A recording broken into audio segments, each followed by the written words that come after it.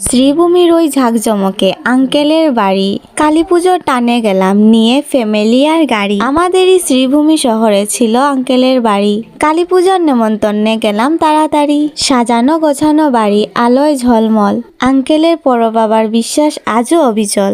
পুজো এখনো শুরু হয়নি, মায়ের সামনে বসি, ভক্তি ভরে দেখি, মুখে নিয়ে হাসি।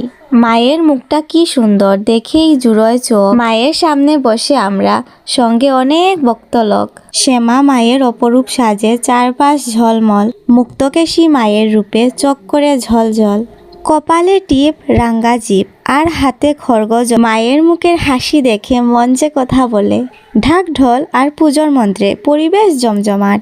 তারপরেই তো আসল মজা, খাবারের ওই ডাক।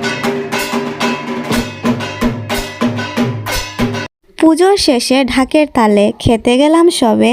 বিয়ে বাড়িতে ডাল ভাতে যার জীবন চলে ভাই, আজ নিরামিষ ভুজে তার খুশির সীমা নাই। বিয়ে বাড়িতেও আমি শুধু ডাল ভাতই খাই, কারণ আমি নিরামিষী, মাছ মাংসতে নাই। তাই তো আজ মনের মতো হলো খাওয়া দাওয়া। তৃপ্তি করে খেলাম সব, আর নেই কোনো চাওয়া। খাওয়ার শেষে হাত ধুতে যাই, জিনিস ছিল হাতে, তাই আমার ব্যাগটা ধরিয়ে দিলাম কাকুর ওই হাতে। ব্যাগটা নিয়ে দাঁড়িয়ে কাকু কি যে কিউট লাগে। বিয়েটা তার হয়নি আজও, এই দুঃখই জাগে। বয়স তো আর কম হলো না, অপেক্ষায় আছি রোজ, কবে আমি খেতে যাব কাকুর বিয়ের ভোজ। খাবার শেষে মন ভারী, ফেরার সময় এলো। মাগো তোমার চরণের কাছে প্রণাম জানালাম তো, মন তো চায় না যেতে চলে, তবু ফিরতে হবে যে।